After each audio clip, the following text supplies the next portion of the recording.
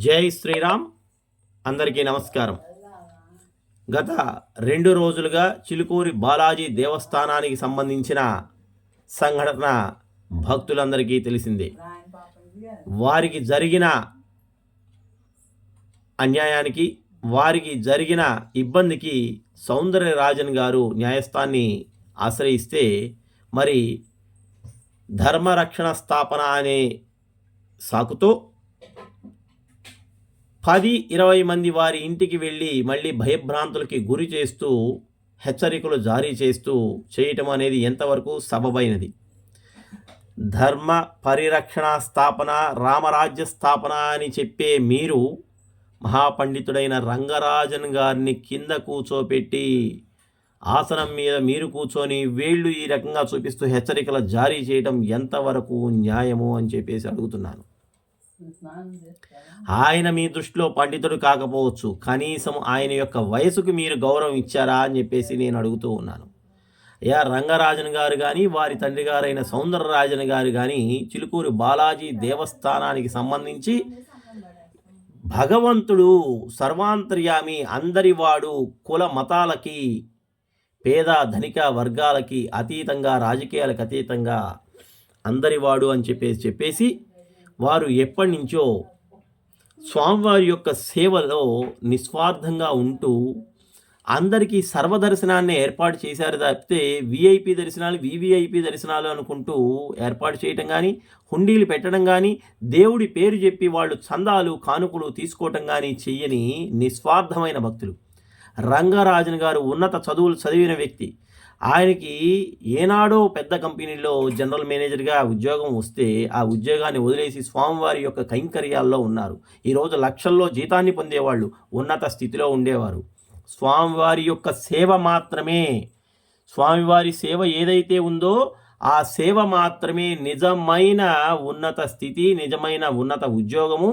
ఆయనకి కైంకర్యాలు సమర్పించటమే నాకు మహద్భాగ్యము అని చెప్పేసి తలుచుకొని, ఆయన సేవే నాకు జీతము అని చెప్పేసి తలుచుకొని నిస్వార్థమైన సేవ చేస్తూ ఉన్నవారు రంగరాజన్ గారు. అదేవిధంగా మీరేదో కొంతమంది అస్పృశ్యత వీటి గురించి ఏదో మాట్లాడటం జరిగింది.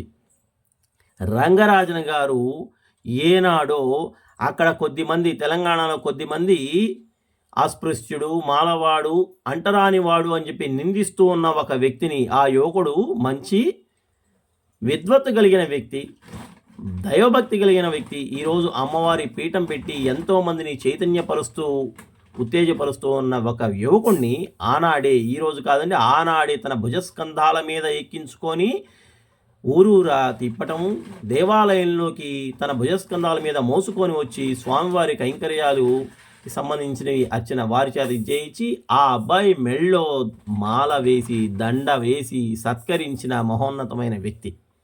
అదేవిధంగా అక్కడ ముస్లిం సోదరులకి గోమాతల్ని కూడా ఇవ్వటం జరిగింది. మీరు గమనిస్తే కుల మతాలకు అతీతంగా అక్కడ అందరూ కూడా రంగరాజన్ గారి యొక్క కుటుంబాన్ని, ముఖ్యంగా ముస్లిం సోదరులు నెత్తిన పెట్టుకొని కొలుస్తారు. అటువంటి వ్యక్తిని ఈ రోజున మీరు ఈ రకంగా చేయటం అనేది శోచనీయమైనది. సరేనాయన, మీరు చేసింది మీకు మంచి అని అనిపిస్తే నేను ఒకటే అడుగుతున్నాను. తెలంగాణలోనే కంతిరి తృష్ణ, బయ్యారి నరేషు, అదేవిధంగా ఇక్కడ వచ్చేటప్పటికి పయ్యాల దాసు, గోక్కునే బాబు, ఇట్లాంటి కొంతమంది నాస్తికులు దైవాన్ని విమర్శిస్తూ ఎన్నో రకాలుగా హిందువుల మీద, దైవం మీద ప్రత్యక్షంగా వాళ్ళు వీడియోలు ఇవన్నీ చేస్తున్న సందర్భంలో ఏమైంది మీ ధర్మ పరిరక్షణ, రామరాజ్య స్థాపన? అదేవిధంగా వైజాగ్ దగ్గర శ్రీరామచంద్రమూర్తి తలని ముండాన్ని వేరు చేసినప్పుడు, పిఠాపురంలో విగ్రహాల మీద ఉచ్చబోసినప్పుడు, వినాయక విగ్రహానికి మానవ మలం పూసినప్పుడు, తూర్పుగోదావరి జిల్లాలో రాజకీయ సమావేశానికి సంబంధించి షామియానా టెంటు తాడు తీసుకొని వచ్చి శివలింగానికి ఉరివేసినట్లుగా చేసినప్పుడు ఏమైంది? ఈ తెలుగు రాష్ట్రాల్లో అనేక దాడులు, దేవాలయాలకు సంబంధించి విగ్రహ ధ్వంసాలు, విమర్శలు జరిగినప్పుడు ఏమైంది? మీ చైతన్యం చూపించాల్సింది నాస్తికుల మీద. నాస్తికుల్ని చైతన్యపరచండి, దైవభక్తి వైపు మరల్చండి. అదేవిధంగా దేశభక్తి కూడా దైవారాధనే. దేశభక్తి కూడా దైవారాధనే. దేశభక్తి లేని వారికి దేశభక్తి కలిగించటము దీన్ని చేయండి. హిందూ అనేది మతం కాదు, ఆచరణీయమైన ఒక ధర్మం. మానవ మనుగడకి సంబంధించి ఏ రకంగా సక్రమమైన ప్రవర్తన చేయాలి అని చెప్పేదే హిందుత్వం. ఈరోజు అందరికీ ఒక ఫ్యాషన్ అయిపోయింది హిందుత్వం మీద, బ్రాహ్మణుల మీద దాడి చేయటము. దాడి చేస్తూ మళ్ళీ దాన్ని వీడియోలు తీసి వైరల్ చేసి అందరికీ కూడా చూపించటము. ఇదొక దౌర్భాగ్యమైన స్థితి. నేను ఈ మధ్య చూశాను, 2 సంవత్సరాల క్రితం పెనుమత్స గారు అని డాక్టర్ గారు ఒక ఆయన ఒక మీటింగ్లో నాస్తికత్వం గురించి మాట్లాడుతూ ఈ కమ్మీగాళ్ళు వచ్చేటప్పుడు కమ్యూనిస్టులు కేవలం హిందుత్వమే దొరికిందా, నాస్తికత్వము అంటే మరి హిందుత్వమే కనపడుతుందా? ఇతర మతాల గురించి ఏమన్నా చెప్పగలరా? అది చెప్పలేరు. కేవలం హిందుత్వం గురించి ఆయన మాట్లాడుతూ అనేక విమర్శలు చేయడం జరిగింది. ఎంతవరకు ఆమోదయోగ్యం మీరు చేసే పనులు? ముక్కున 3 మంత్రాలు 3 శ్లోకాలు పట్టుకొని వాటిని మీరు వీడియోల్లో వల్లెవేస్తూ మీరేదో గొప్పవాళ్ళు అని అనుకుంటున్నారు. ప్రాతకాలాన్ని 3 గంటలకి లేచి వేదాధ్యయనం చేసే వేద విద్యార్థులు ఎంతోమంది ఉన్నారు. వేదాన్ని పఠిస్తున్న వేద పండితులు, ఘనపాఠులు ఎంతోమంది ఉన్నారు. కానీ ఏనాడు మేము ఇది అని చెప్పేసి మెళ్ళో వేసుకొని తిరగలేదు. తిరుమల తిరుపతి దేవస్థానంలో కులమతాలకు అతీతంగా కూడా వేద విద్యని ఇచ్చేస్తూ ఉన్నారు. ఇవన్నీ మీ కంటికి కనబడట్లేదా? ఇదే వదిలేసి మీరు రామరాజ్య స్థాపన అని చెప్పేసి ఎందుకు రంగరాజు గారి మీదే పడ్డారు? చాలామంది అర్చకుల మీదే ఎందుకు ఇదవుతున్నారు? పూజారుల మీదే ఎందుకు ఇదవుతున్నారు? ఎందుకంటే వారు బలహీనులు కాబట్టి, వారు తిరగబడలేరు కాబట్టి.